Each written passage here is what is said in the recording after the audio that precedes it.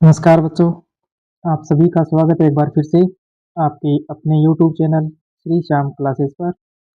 आज हम कक्षा 5 का जो सेकंड भाग है उसके 50% जो है वो करने वाले हैं ऑप्शन टाइप। तो इसमें पिछली कक्षा जो रही थी उसके बकाया जो प्रश्न रह गए थे उसको हम यहाँ पूर्ण करेंगे और उसके बाद में आप ज़रूर बताइएगा कि आपको मिलान वाले जो प्रश्न हैं उनकी क्लास लगवानी है।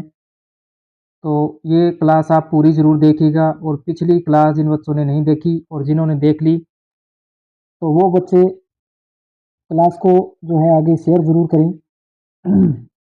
और इस क्लास में भी आपको जो है ऐसे ही प्रश्न मिलने वाले हैं और साथ ही साथ अपने प्रश्न भी काउंट कीजिए कि आपकी तैयारी जो है वो कैसी है। ठीक है, तो शुरू करते हैं आज की इस कक्षा को और चैनल को सब्सक्राइब ज़रूर कर लीजिए, लाइक कर दीजिए और आपकी इसी प्रकार से क्लास जो है वो चलती रहेगी।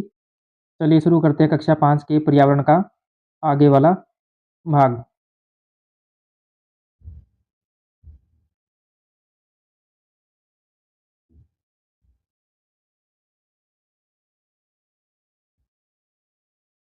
चलिए देखिए पहला प्रश्न है, पहले प्रश्न की अगर बात करें तो पहला प्रश्न है, निशा के घर के नक्शे में बड़े कमरे में कितनी खिड़कियां हैं?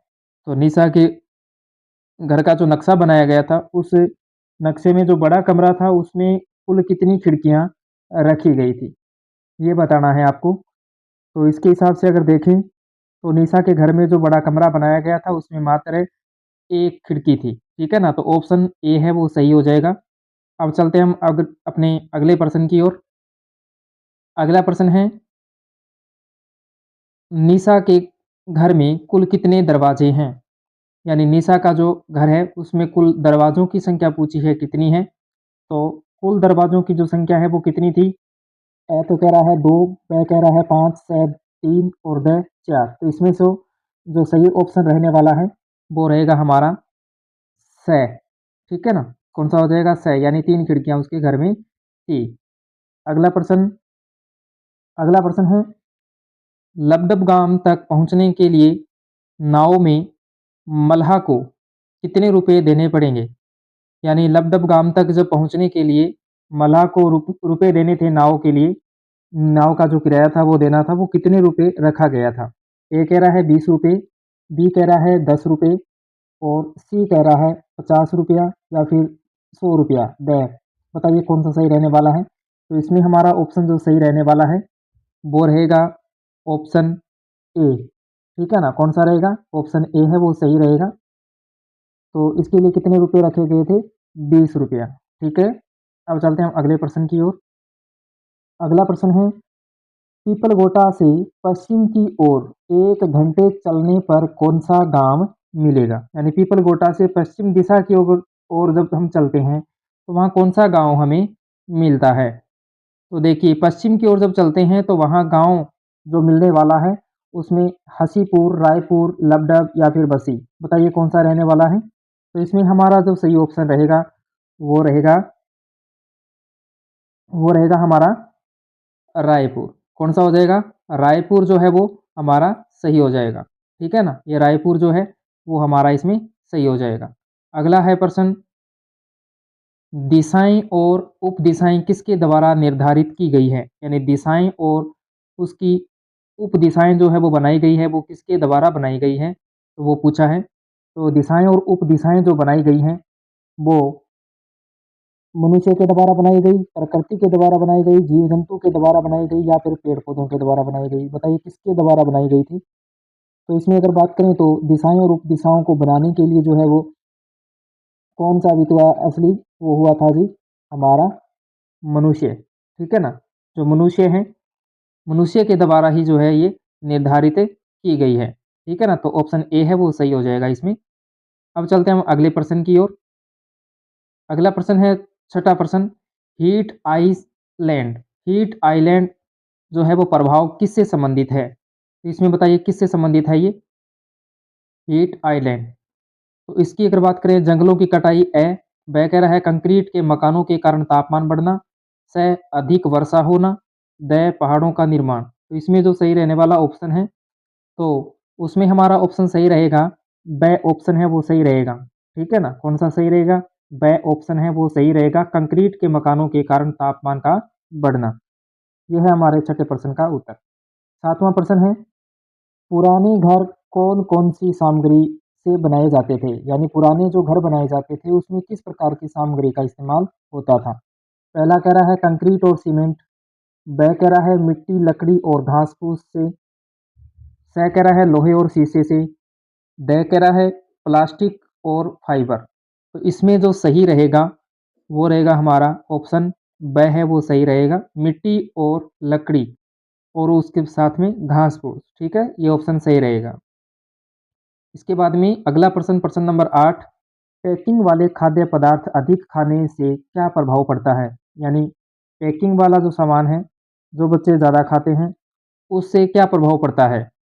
ऑप्शन ए कह रहा है ऊर्जा की बचत होती है, ऑप्शन ब स्वास्थ्य बेहतर होता है, स कह रहा है प्रदूषण बढ़ता है और द पानी की खपत कम होती है। तो देखिए, इससे अगर बात करें तो ऊर्जा की बचत होती है, ये ऑप्शन गलत है। ठीक है ना? इससे कोई ऊर्जा की बचत नहीं होती है। स्वास्थ्य बेहतर होता है, बिल्कुल नहीं होता, खराब रहता है। उसके बाद में प्रदूषण बढ़ता है, बिल्कुल ये बात है वो सही रहेगी। सही ऑप्शन है वो सही रहेगा क्योंकि ज़्यादा पैकिंग वाले पदार्थ खाने से क्या है, उसके पैकिंग के जो खाली जो पैकिंग बचती है फिर वो हमें इधर-उधर डालने पड़ता है जिसकी वजह से क्या है प्रदूषण बढ़ता है। तो ऑप्शन स है वो सही हो जाएगा इसमें। इसके बाद में चलते हैं हम अगले प्रश्न संख्या 9 की ओर। बढ़ती शहरी जीवन शैली का कौन-सा प्रभाव देखने को मिलता है? यानी बढ़ती शहरी जीवन शैली का कौन-सा प्रभाव जो है वो हमें देखने को मिलता है? यानी शहर जिस प्रकार से बढ़ रहे हैं, इसके साथ-साथ हमें किस प्रकार के प्रभाव जो है वो देखने को मिलते हैं? ऑप्शन ए कम ऊर्जा खपत, ब अधिक पेड़-पौधे, स अधिक प्रदूषण होता है और द वर्षा की अधिकता। तो इसमें जो सही रहेगा ऑप्शन वो कौन-सा रहेगा? तो जैसे-जैसे शहर बढ़ रहे हैं तो इसके साथ-साथ क्या बढ़ रहा है? इसके साथ-साथ जो है वो प्रदूषण भी बढ़ रहा है। ठीक है ना? ऑप्शन स है वो सही हो जाएगा। इसके साथ-साथ प्रदूषण भी बढ़ रहा है। इसके बाद में अगला प्रश्न, प्रश्न संख्या 10, घर का ताज़ा बना भोजन खाने का एक प्रमुख लाभ है। यानी घर में जो ताज़ा भोजन बना हुआ होता है, उसको खाने से क्या लाभ होता है? ऑप्शन ए कह रहा है ये अधिक महँगा होता है। ऑप्शन ब यह स्वास्थ्य और पर्यावरण दोनों के लिए अच्छा होता है। च इससे बनाने में अधिक ईंधन खर्च होता है और द यह पौष्टिक नहीं होता। तो इसमें हमारा जो ऑप्शन सही रहेगा, वो रहेगा कि यह स्वास्थ्य और पर्यावरण दोनों के लिए क्या है? अच्छा होता है। तो ऑप्शन ब है वो सही रहेगा इसमें। ठीक है? अगले प्रश्न की ओर बढ़ते हैं, 11 नंबर प्रश्न है, एक स्वस्थ जीवन शैली अपनाने से क्या होता है? यानी एक स्वस्थ जीवन शैली अगर हमें अपनानी है, स्वस्थ रहना है तो क्या-क्या करना है? और स्वस्थ जीवन शैली अपनाएँगे तो इससे हमारे शरीर पर क्या प्रभाव पड़ता है? ऑप्शन ए तनाव कम होता है, बी बीमारियाँ बढ़ती हैं, च रात को नींद नहीं आती और द उपरोक्त में से कोई नहीं। तो इसमें अगर बात करें तो स्वस्थ जीवन शैली का आधार ही क्या है कि इससे तनाव जो है वो कम होता है, ठीक है ना? तनाव है वो कम हो जाता है, ये ऑप्शन ए है वो सही हो जाएगा। इसके बाद में प्रश्न नंबर 12, 12 नंबर प्रश्न है शहरों में दिखाई देते हैं, बताइए जी शहरों में क्या दिखाई देते हैं? तो शहरों में ए तो कह रहा है कंक्रीट के ऊंचे मकान, ब बड़ी इमारतें, स कह रहा है मॉल दिखाई देते हैं और द कह रहा है उपयुक्त सभी। तो इसमें हमारा जो ऑप्शन सही रहेगा वो हो जाएगा जी कि इसमें जो यानी ऊंचे कंक्रीट के मकान हैं वो भी दिखाई पड़ते हैं, बड़ी इमारतें हैं वो भी नज़र आती है और मॉल वो भी नज़र आती है। तो इसमें हमारा ऑप्शन सही रहेगा वो कौन-सा रहेगा? ड उपयुक्त सभी हो जाएगा इसमें। उसके बाद में 13 नंबर प्रश्न है, 13 नंबर प्रश्न है गर्मी में घरों में चलाए जाते हैं। तो गर्मी का जब समय आता है तो घरों में क्या चलाए जाते हैं? एयर कंडीशनर, ब पंखा, स कूलर और उपयुक्त सभी। तो इसमें हमारा जो ऑप्शन सही रहेगा वो ड हो जाएगा क्योंकि ये सारी चीज़ें हैं वो गर्मी में ही चलाई जाती हैं। उसके बाद में प्रश्न नंबर 14, जलवायु परिवर्तन का प्रमुख दुष्प्रभाव क्या है? यानी जिस प्रकार से जलवायु में परिवर्तन हुआ है और हो रहा है, उसका क्या दुष्प्रभाव होता है? क्या दुष्प्रभाव पड़ा है?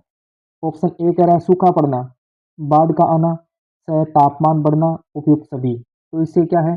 परिवर्तन जलवायु में जो हुआ है वो सभी प्रकार का परिवर्तन हुआ है। इसमें सूखा भी पड़ता है, बाढ़ का आना ये भी है और तापमान का बढ़ना ये भी हो जाएगा और उपयुक्त सभी है वो सही रहेगा, ठीक है ना? तो इसमें हो जाएगा उपयुक्त सभी, ये तीनों चीज़ें हैं। प्रश्न नंबर 15 निम्न में से पर्यावरण के अनुकूल है, यानी जो पर्यावरण के लिए अनुकूल है वो चीज़ें बतानी हैं। पैकिंग वाला सामान, ब कह रहा है एयर कंडीशनर का उपयोग, स कह रहा है साइकिल का उपयोग और द कह रहा है अधिक बिजली खर्च करना। तो इसमें जो हमारा सही ऑप्शन रहेगा वो रहेगा कि साइकिल। साइकिल जो है वो सही है पर्यावरण के लिए। बाकी पैकिंग वाला सामान ये भी नहीं है, एयर कंडीशनर ये भी नहीं है और अधिक बिजली खर्च करना ये भी नहीं है, ठीक है ना?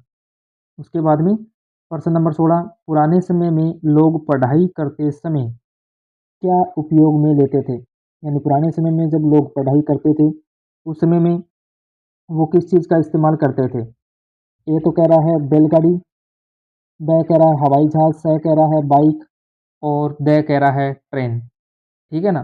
तो पहले के जो लोग हैं वो यात्रा करने के लिए यात्रा करने के लिए जब भी कहीं जाते थे, आने-जाने में जो साधन का इस्तेमाल करते थे, उसमें कौन-सा साधन लेते थे वो इस्तेमाल में? ए यानी बैलगाड़ी का इस्तेमाल वो करते थे। उसके बाद में 18 नंबर प्रश्न है, निम्न में से सबसे ऊंचा पर्वत कौन-सा है? यानी सबसे ऊंचा पर्वत कौन-सा है? अरावली, हिमालय, सतपुड़ा या विंध्याचल? तो सबसे ऊंचा पर्वत कौन-सा है? हिमालय, ठीक है ना? हिमालय सबसे ऊंची पर्वत श्रेणी है। प्रश्न नंबर 19 राजस्थान में किस प्रकार की जलवायु पाई जाती है? तो राजस्थान की जलवायु पूछी है किस प्रकार की है? ए कह रहा है आर्द्र जलवायु, शीतोष्ण जलवायु, ब स कह रहा है शुष्क जलवायु और द वो कह रहा है उष्ण कटिबंधीय जलवायु। तो इसमें हमारा ऑप्शन कौन-सा सही रहने वाला है? तो हमारे राजस्थान में हम रहते हैं और हमें पता है कि यहाँ की जलवायु कैसी है, तो यहाँ की जलवायु है शुष्क जलवायु। स ऑप्शन है वो सही हो रहेगा। इसके बाद में अगला प्रश्न है 30 नंबर प्रश्न, प्लास्टिक का कचरा किस रंग के कचरा पात्र में डालना चाहिए? ठीक है ना? कचरे पात्र वाले आपने पाठ पढ़े हैं और चौथी क्लास में भी आप पढ़ के आए हैं पाठ, ठीक है ना? तो आप बताइए हरे कचरा पात्र में, नीले कचरा पात्र में, लाल कचरा पात्र में या फिर उपयुक्त सभी? प्लास्टिक का कचरा किस प्रकार के पात्र में डालना चाहिए?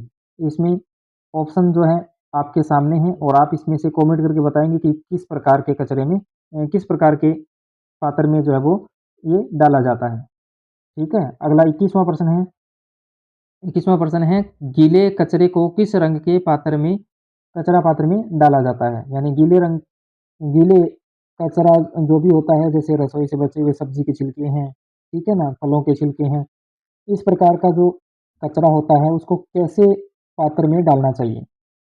तो हरे रंग का कचरा पात्र में, नीला कचरा पात्र में, लाल कचरा पात्र में। तो इसमें हमारा ऑप्शन सही रहेगा ए, ठीक है ना? हरे रंग का कचरा पात्र है उसमें डालना चाहिए। 22 नंबर प्रश्न, सूखे कचरे को किस रंग के कचरा पात्र में डालना चाहिए? जो सूखा कचरा होता है वो किस प्रकार के कचरे पात्र में डालना चाहिए? तो वो हो जाएगा नीला, ठीक है ना? ब वाला सही रहेगा इसमें। उसके बाद में 23वां प्रश्न, नगर निगम का प्रमुख अधिकारी क्या कहलाता है? जो नगर निगम होता है उसमें प्रथम जो अधिकारी होता है, जो सबसे बड़ा अधिकारी होता है वो उसको क्या कहते हैं? ऑप्शन ए महापौर, ब सभापति, स अध्यक्ष या फिर ड प्रधान, क्या कहते हैं उसमें? तो इसमें नगर निगम का जो अधिकारी होता है वो कहलाता है महापौर, ठीक है ना? क्या कहलाता है? महापौर। अगला प्रश्न 24वां प्रश्न है छोटे और मध्यम आकार के शहरों का प्रबंधन कौन-सी नगरीय स्वशासन संस्था करती है? यानी छोटे और मध्यम आकार के जो शहर होते हैं, उन नगरों में स्वशासन का जो कार्य है, नगर प्रबंधन का जो काम है, वो कौन करता है? ऑप्शन ए कहता है नगर निगम, ब नगर पालिका, च नगर परिषद या फिर द उपयुक्त सभी। तो इसमें हमारा ऑप्शन सही रहेगा, वो रहेगा नगर पालिका, ठीक है ना? छोटे और मध्यम आकार के जो शहर होते हैं, वहाँ नगर पालिका बनाई जाती है। उसके बाद में अगला प्रश्न है 25वां प्रश्न है चिकित्सीय कचरा किस रंग के कचरा पात्र में डालना चाहिए? यानी डॉक्टरी जो सामान है, जो वेस्टेज होती है, उसको हम किस प्रकार के पात्र में डालें, कचरे पात्र में डालेंगे, वो बताना है। हरे रंग का कचरा पात्र ए, बी कह रहे हैं नीले कचरा पात्र में या फिर स लाल कचरा पात्र में, उपयुक्त सभी कौन से में आएगा? तो इसमें हमारा ऑप्शन सही रहेगा वो ब रहेगा, नीले कचरे पात्र में इसको डाला जाता है। उसके बाद में 26 नंबर प्रश्न है, शहरों में हर जगह धुंध का रहना किस कारण से है? यानी शहर में आपने देखा होगा हर जगह जो है धुंध जैसा नज़रिया देखने को मिलता है हर जगह, ठीक है ना? तो वो किसकी वजह से है? क्या कारण है उसका? 1 नंबर ऑप्शन कह रहा है वायु प्रदूषण, ब कह रहा है टूटी सड़कें, स गंदगी और द गंदा पानी। तो शहरों में जो धुंध का कारण है या धुंध रहने जैसा वातावरण जो रहता है उसके पीछे का कारण है वायु प्रदूषण। ऑप्शन ए है वो इसमें सही रहेगा। अब चलते हैं हम अगले प्रश्न की ओर। प्रश्न नंबर 27 है, पर्यावरण को ठंडा कौन रखता है? बताइए पर्यावरण को ठंडा कौन रखता है? ऑप्शन ए पानी, ब कह रहा है गंदगी, स कह रहा है पेड़ और द कह रहा है धूल। ठीक है ना? तो इसमें कौन सा ऑप्शन सही रहने वाला है हमारा? इसमें रहेगा जी पेड़। ठीक है ना? तो पेड़ है वो वातावरण को ठंडा रखने का काम करते हैं। तो एक बार फिर से आपको मैं बता दूं कि जो बच्चे नए आए हैं अभी और वो वीडियो को जो है वो पूरा ज़रूर देखें, ठीक है? और साथ ही साथ वीडियो को शेयर ज़रूर करें और लाइक भी करें। कल से आपने कोई भी कमेंट में एक भी जवाब नहीं दिया। जिन बच्चों ने भी वीडियो देखे कोई भी कमेंट में नहीं बताया कि इसका ऑप्शन है ये सही रहेगा। एक भी कमेंट अभी आपका नहीं आया, ठीक है? इसमें भी एक लास्ट प्रश्न रहेगा जिसका उत्तर आप कमेंट में बताएँगे और अपना नाम लिख कर के बताइएगा, ठीक है? चलिए आगे चलते हैं अगली प्रश्न की ओर। प्रश्न नंबर 28 है, प्राणायाम से हमें मिलती है। प्राणायाम जब हम करते हैं तो इससे हमें क्या मिलता है? ए कह रहा है शारीरिक शक्ति मिलती है, ब कह रहा है मानसिक शक्ति प्रदान होती है या फिर स कह रहा है आर्थिक शक्ति और द कह रहा है व दोनों। बताइए इसमें क्या है? जब प्राणायाम करते हैं तो इससे हमें शारीरिक शक्ति है वो भी मिलती है और मानसिक शक्ति है वो भी मिलती है। तो इसमें हमारा ऑप्शन जो सही रहेगा वो रहेगा कौन-सा? द वाला, ठीक है ना? ब दोनों रहेंगे इसमें। उसके बाद में 29 नंबर प्रश्न है, प्राणायाम करते समय हमें ध्यान रखना चाहिए। प्राणायाम करते समय हमें किस चीज़ का ध्यान रखना चाहिए? तो इसमें सामान का ध्यान ब कह रहा है कपड़ों का, स कह रहा है साँसों का और द कह रहा है धन का।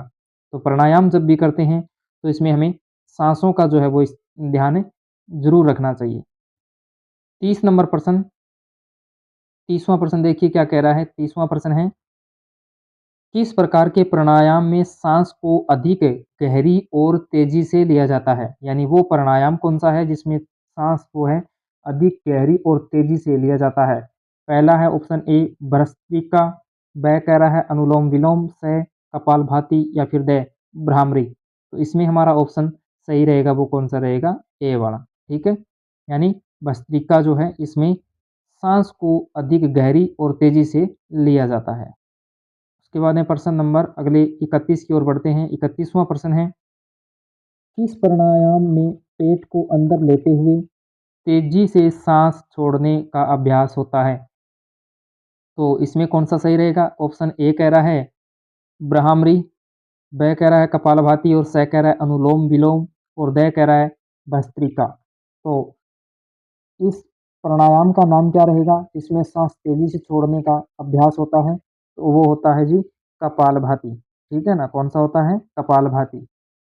उसके बाद में प्रश्न नंबर 32 की ओर 32वां प्रश्न है कि पंचकोश कौन-सा है? यानी निम्नलिखित में से पंचकोश बताने हैं कौन-कौन से हैं? ऑप्शन ए कह रहा है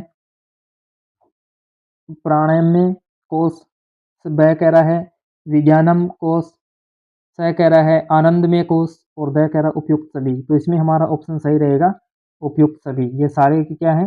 पंचकोश हैं, ठीक है? अगला 33वां प्रश्न है, बड़ा इंपॉर्टेंट प्रश्न है।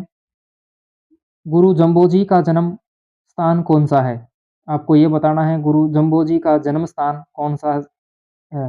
ऑप्शन ए बीकानेर, ब पीपासर, स जयपुर, द जोधपुर। तो पीपासर जो है वो इनका जन्म स्थान था, ठीक है ना? कौन-सा था? पीपासर। गुरु जम्बोजी का जन्म स्थान पीपासर, याद रखिएगा। 34 नंबर प्रश्न है 34 नंबर प्रश्न है बिश्नोई बिश्नोई समाज के लोग किस संरक्षण के लिए बलिदान देने के लिए तैयार रहते हैं? यानी बिश्नोई समाज के जो लोग हैं वो किसके लिए बलिदान देने के लिए तैयार रहते हैं? ऑप्शन ए कह रहा है वन्य जीव के लिए, ब पेड़ पौधे, और स कह रहा है ए ब दोनों, और द कह रहा है इनमें से कोई नहीं। तो इसमें हमारा जो ऑप्शन सही रहेगा, इसमें हमारा ऑप्शन सही रहने वाला है वो रहेगा स। ठीक है ना, क्योंकि बिश्नोई समाज के लोग वन्य जीव और पेड़ पौधों के लिए क्या है, हमेशा बलिदान के लिए तैयार रहते हैं। आगे अगला प्रश्न है मेरे 35वां प्रश्न देखिए। 35वां प्रश्न है गोविंद गुरु का जन्म स्थान कौन सा है? ठीक है ना, गोविंद गुरु का जन्म स्थान कौन सा है, ये आपको बताना है। बसिया गांव, पीपासर, या फिर डूंगरपुर, या फिर खेजड़ली। ठीक है, इसमें से कौन सा सही रहने वाला है वो आप बताएंगे। ठीक है, तो इसमें आप बताएंगे कि इसमें से कौन सा ऑप्शन है वो सही रहने वाला है।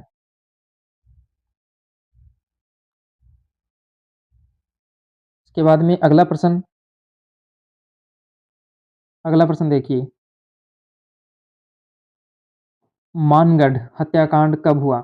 यानी मानगढ़ जो क्षेत्र है उसमें जब हत्याकांड हुआ तो वो हुआ कब, तारीख पूछी है आपसे। तो इसकी अगर बात करें मानगढ़ हत्याकांड, पहला कह रहा है 17 नवंबर 1930 को, या फिर ऑप्शन ब 17 नवंबर 1913, और स कह रहा है 14 अगस्त 1945, और द कह रहा है 19 नवंबर 2022। कब हुआ ये?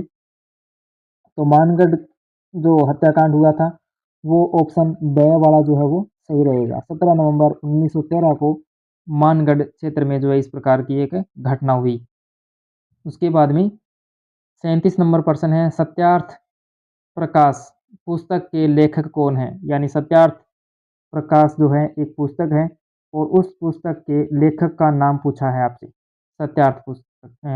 सत्यार्थ प्रकाश पुस्तक। Option A Govind Guru, option ब महर्षि दयानंद सरस्वती, ऑप्शन द स कह रहा है भगत सिंह, और ऑप्शन द राम प्रसाद बिस्मिल। तो सत्यार्थ प्रकाश पुस्तक जो लिखी थी वो महर्षि दयानंद सरस्वती जी ने लिखी थी। ठीक है, अगला 38वां प्रश्न है, बिश्नोई पंथ की स्थापना कब हुई?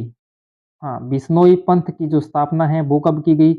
1485 ईस्वी, 1730 में, 1536 में, या फिर 1451 में। बताइए कब की गई थी? तो इसमें हमारा ऑप्शन जो है वो ये रहेगा कि बिश्नोई पंथ की जो स्थापना है वो 1485। ठीक है ना, कौन सा हो जाएगा? 1485 वाला है वो इसमें सही रहेगा। इसके बाद में चलते हैं हम अगले प्रश्न की ओर। अगला प्रश्न है, गुरु जम्बो जी का देहांत वासन कब हुआ? यानी इनकी मृत्यु कब हुई? जम्बो जी का जो स्वर्गवास है वो कब हुआ? 1536, 1527, 1536 और 1555। बताइए कब हुई? तो इसमें हमारा ऑप्शन जो है वो सही रहेगा 1536। ठीक है, अब अगले प्रश्न की ओर, प्रश्न नंबर 40 है, परोपकारिणी सभा की स्थापना किसने की? परोपकारिणी जो सभा बनाई गई थी वो सभा किसके द्वारा बनाई गई थी, ये बताना है। तो परोपकारिणी सभा की स्थापना है वो किसके द्वारा की गई? ऑप्शन ए गोविंद गुरु ने, ऑप्शन ब महर्षि दयानंद सरस्वती ने, ऑप्शन सी राम प्रसाद बिस्मिल ने, द भगत सिंह ने। तो इसकी जो स्थापना की थी वो किसने की? महर्षि दयानंद सरस्वती ने। ठीक है ना, अगला प्रश्न 41 नंबर प्रश्न है, कौन सा नृत्य सांपों की चाल को प्रदर्शित करता है? तो बताइए कौन सा नृत्य है जिसमें सांपों की चाल को प्रदर्शित किया जाता है? ऑप्शन ए कालबेलिया, ब घूमर, ग कह रहा ग कह रहा है भवाई, और घ कह रहा है गेर। कौन सा नृत्य है वो? तो वो सांपों की चालों को प्रदर्शित करने वाला नृत्य है वो है कालबेलिया। ठीक है, ए हो जाएगा इसका ऑप्शन सही। उसके बाद में 42वां प्रश्न है, राजस्थान में बावड़ी का उपयोग किसके लिए किया जाता है? तो राजस्थान के हैं तो हमें पता होना चाहिए कि राजस्थान में बावड़ी शब्द है उसका उपयोग किसके लिए किया जाता है? नृत्य के लिए है, कह रहा है जल संरक्षण के लिए, या फिर त्योहार मनाने के लिए, या फिर कठपुतली नचाने के लिए। तो बावड़ी जो शब्द है वो शब्द जल संरक्षण से संबंधित है। ठीक है ना, बावड़ी, कुएं, तालाब, उसके बाद में टांके, ये सारे शब्द हैं वो जल संरक्षण से। ठीक है ना, तो इसमें हो जाएगा जल संरक्षण वाला। इसके बाद में अगला प्रश्न 42वां प्रश्न हो गया। 43वें प्रश्न में देखिए, तुलसी के औषधीय गुण किसके लिए लाभदायक होते हैं? यानी तुलसी के औषधीय जो गुण हैं वो किसके लिए लाभदायक है? ऑप्शन ए क तो कह रहा है पाचन शक्ति बढ़ाने के लिए, ख रोग प्रतिरोधक क्षमता बढ़ाने के लिए और ग सर्दी खांसी ठीक करने के लिए और उपयुक्त सभी। तो इसमें जो है वो कौन-सा रहेगा, क्योंकि तुलसी के औषधीय गुण हैं, वो सर्दी जुकाम ठीक करने के लिए भी क्या है, ये सही रहती है। उसके बाद में अगला प्रश्न, और इसमें अगर देखें तो उपयुक्त सभी है वो भी सही रहेगा इसमें, क्योंकि ये सारे काम जो है वो तुलसी के ही हैं। रोग प्रतिरोधक क्षमता है वो भी बढ़ाने का काम करती है। उसके बाद में 44वां प्रश्न है। 44 नंबर प्रश्न है, राजस्थान की पारंपरिक जल संरक्षण प्रणाली में कौन-सा नहीं है? ये बताना है आपको। पारंपरिक जल संरक्षण जो है, उस प्रणाली में कौन-सा शामिल नहीं है? ऑप्शन ए जोहड़, ब टांका और ख के बाद में ग कह रहा है नाड़ी और नहरें। इसमें क्या हो जाएगा? इसमें नहीं है, वो पूछा है, ठीक है ना? यहाँ ध्यान रखिएगा आपको कि यहाँ पूछा है नहीं है, ठीक है ना? नहीं है वो बताना है, जो है वो नहीं। तो इसमें हमारे जो ऑप्शन सही रहने वाला है उसमें हो जाएगा घ, क्योंकि ये जो ऊपर वाले हैं, ये तो सारे के सारे क्या हैं, जल संरक्षण से संबंधित हैं। राजस्थान में जोहड़, टांका और नाड़ी, ठीक है ना? लेकिन नहरें हैं वो नहीं है इसमें। अब अगला प्रश्न है, कठपुतली कला के माध्यम से क्या प्रस्तुत किया जाता है? पारंपरिक कथाएँ, ब कह रहा है कृषि विधियाँ, ग कह रहा है वैज्ञानिक प्रयोग, ख कह रहा है खेल प्रतियोगिताएँ। तो बताइए इसमें से क्या हो जाएगा सही? तो पारंपरिक कथाएँ हैं, वो इसके द्वारा करवाई जाती हैं, ठीक है ना? कठपुतली को नचा करके। आगे 47वां प्रश्न देखिए, 46वां प्रश्न है, राजस्थान का कौन-सा लोक नृत्य विशेष रूप से महिलाओं द्वारा किया जाता है? यानी कौन-सा नृत्य है जिसमें विशेष रूप से महिलाएँ हैं वो भाग लेती हैं, वो बताना है। तो राजस्थान में ऑप्शन ए कह रहा है घूमर, ब कालबेलिया नृत्य, ग गैर नृत्य और द भवाई नृत्य। तो इसमें हमारा ऑप्शन जो है वो सही कौन-सा रहेगा? वो हो जाएगा हमारा घूमर नृत्य, ठीक है ना? घूमर नृत्य विशेष रूप से महिलाओं का ही नृत्य है। उसके बाद में अगला प्रश्न है 47 नंबर प्रश्न। प्रश्न नंबर 47 है, कौन-सा नृत्य महिलाओं के संतुलन और कलात्मक कौशल को दर्शाता है? यानी वो कौन-सा नृत्य है जिसमें महिलाएँ क्या करती है? विशेष रूप से अपने शरीर को जो है संतुलन में रखती है और कला का प्रदर्शन करती है। तो कालबेलिया, ब गैर नृत्य, स कह रहा है भवाई नृत्य और द कह रहा है घूमर। तो इसमें हमारा सही ऑप्शन कौन-सा रहने वाला है? स ऑप्शन है वो सही रहेगा, भवाई नृत्य। 48वां प्रश्न है, किसे प्राकृतिक एंटीबायोटिक माना जाता है? यानी वो प्राकृतिक औषधि कौन-सी है जिसको एंटीबायोटिक माना जाता है प्राकृतिक? तो ऑप्शन ए तुलसी, ब नीम, स अश्वगंधा और द कह रहा है ग्वारपाठा। तो इसमें हमारा सही रहेगा एंटीबायोटिक के रूप में वो रहेगा नीम, ठीक है ना? क्योंकि नीम की दानतुल भी करते हैं, नीम के पानी से नहाते भी हैं। तो चमड़ी संबंधी जितने भी रोग हैं वो कहीं न कहीं नीम से जो है वो समाप्त हो जाते हैं। तो इसको एंटीबायोटिक के रूप में भी माना जाता है। इसके बाद में अगला प्रश्न 49 नंबर प्रश्न है, मानसिक तनाव कम करने में उपयोगी औषधि कौन-सी है? यानी मानसिक तनाव अगर आपका है, तो वो अगर कम करना है तो इसके लिए कौन-सी सामग्री है, जो औषधि है वो सही रहती है? अश्वगंधा, आंवला, तुलसी या फिर नीम? तो इसकी अगर बात करें मानसिक तनाव जब भी रहता है तो इसमें उपयोगी औषधि जो रहती है वो रहती है अश्वगंधा, ठीक है ना? अब अगला प्रश्न है 50 नंबर प्रश्न, ये रहा 50 नंबर प्रश्न। और 50 नंबर प्रश्न का जो है कमेंट के रूप में आप ही बताएँगे। और प्रश्न है कि राजस्थान का राज्य पक्षी कौन-सा है? ठीक है ना? ये आपको बताना है, ठीक है ना? तो इसका उत्तर आपको देना है और बताना है और साथ में अपना नाम भी ज़रूर लिखें, ठीक है ना? कमेंट के रूप में बताएँ और इसका उत्तर ज़रूर दें। तो ये थी हमारी क्लास जो पर्यावरण की थी। इसमें आपके ऑप्शन टाइप पूरी किताब के क्वेश्चन जो है वो आ गए हैं और इसके बाद में आप कमेंट के रूप में ज़रूर बताइए कि अब आपको किसकी क्लास है जो है चाहिए। मैथ की अगर चाहिए तो मैथ के भी क्या है 2, 4, 5, 7 क्वेश्चन जो है वो हर प्रकार से सरल-सरल है वो करवा सकते हैं। जो इम्पोर्टेंट है वो कर लेंगे। और साथ ही ये बताइए कि क्या इसमें आपको पर्यावरण अध्ययन के और भी जो टॉपिक हैं जैसे मिलान वाले हो गए ठीक है ना? ट्रू फ़ॉल्स जिसको सही गलत भी बोलते हैं वो वाले हो गए। तो इसमें क्या इसकी भी वीडियो बनवानी है, ठीक है ना? क्या इसकी भी एक क्लास लगाई जाए? आप ज़रूर बताइएगा, ठीक है? मिलते हैं हम अगली वीडियो में और पढ़ाई अच्छे से कीजिएगा क्योंकि परीक्षा आपकी बहुत है नज़दीक है, ठीक है? जय हिंद, जय भारत।